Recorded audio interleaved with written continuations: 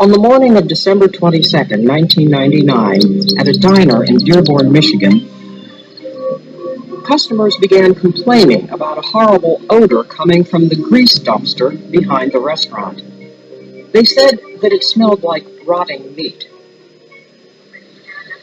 When detectives arrived and looked in the bin, they found plastic bags containing human arms and legs that were beginning to decay. When I arrived at the restaurant, I looked into the bag, I saw the limbs, and it's hard to describe your feeling when you see something like that. I have been a police officer for 35 years. I have never seen a person to the point like that before. The torso as well as the head were missing, and the fingertips had been sliced off.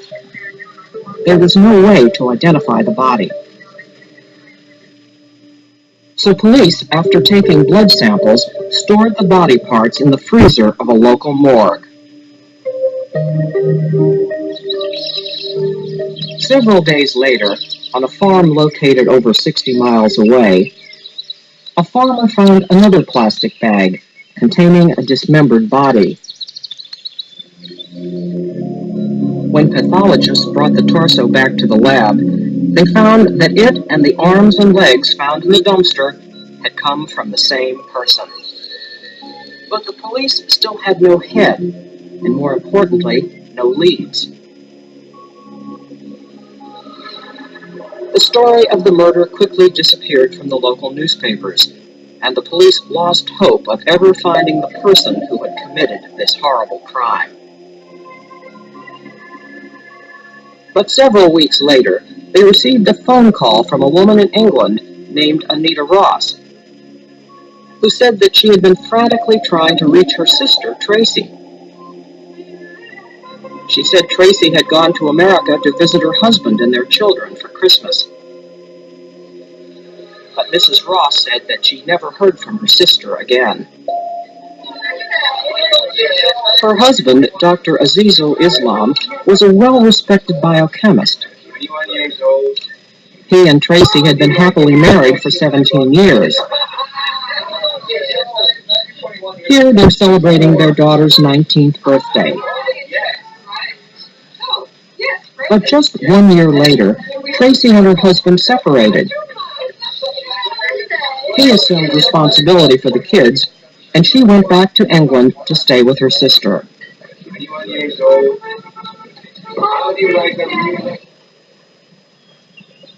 When detectives went to the home of Dr. Islam, he told them that he and his wife had had an argument, and that she left for England the next day. Commander Carroll and I asked Dr. Islam if he would like us to check his house to see if, in fact, somebody had broken into the house. And he requested that we did do that.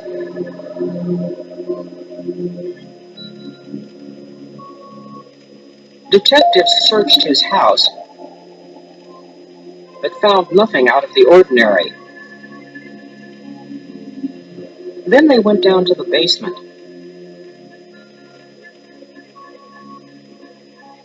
The basement floor had been freshly painted, but only in certain areas. Where the washer and dryer sat, the floor had been painted around those items. There was a roller and a paint tray with fresh paint still on it, and we asked the doctor about when the floor was painted. He stated that he had begun painting the floor after his return from New York, and the reason he was painting it was because he wanted to sell the house and he wanted to move to New York. Detectives did not believe his story. They felt that the fresh paint on the floor indicated that he was covering something up. Forensic pathologists recommended that they call on Eagle, a cadaver dog that was world-renowned for his talent in detecting blood and human remains. Eagle had recently been in Panama, where he helped the government locate victims that were murdered and buried by the Noriega government. So Eagle and his trainer, Sandy Anderson, were called into the case. And the minute we walked into that house, that dog was headed for a stairway. That stairway belonged to the basement. From the time we hit that basement, he would down and bark and touch. Show me. As a matter of fact, one of the first things he hit on was a paint roller in a paint tray in paint. And there were other paint trays around it, but he didn't focus on those. He only focused on this one particular paint tray with some wet paint. And then a paint can, and then the floor. He was hitting all over the floor. And he started hitting on a mop and a shop vac. He was obsessed with the shop vac. He had to pull him off of it. And I turned to the detective with the first indication and said, my dog says there is human remains in here. My assumption is, based on my experience and his indication, that it's human blood. Detectives returned with a search warrant and sprayed the basement with luminol, a chemical that is used to detect the presence of blood. When they were done, the luminol proved that Eagle was right. It revealed the presence of tiny droplets of blood on the paint roller and on the floor.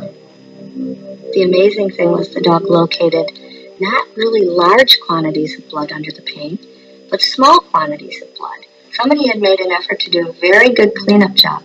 Same thing with the mop, same thing with the walls, same thing with the shop vac. We weren't talking about blood spills, we were talking about blood spatter evidence. And all of this had been concealed either with cleaning fluids or paint. But there was plenty there to obtain and plenty there to prove that it was indeed Dr. Islam's missing wife. Pathologists found that the DNA in the blood matched the DNA found in his wife's dismembered body. Eagle had uncovered the evidence that would send Dr. Islam to jail for the rest of his life. Sandra Anderson and Eagle were the main players in solving the homicide of Tracy Islam. Without Eagle, we would have never obtained the search warrant. And without the search warrant, Dr. Islam would not have been brought to trial.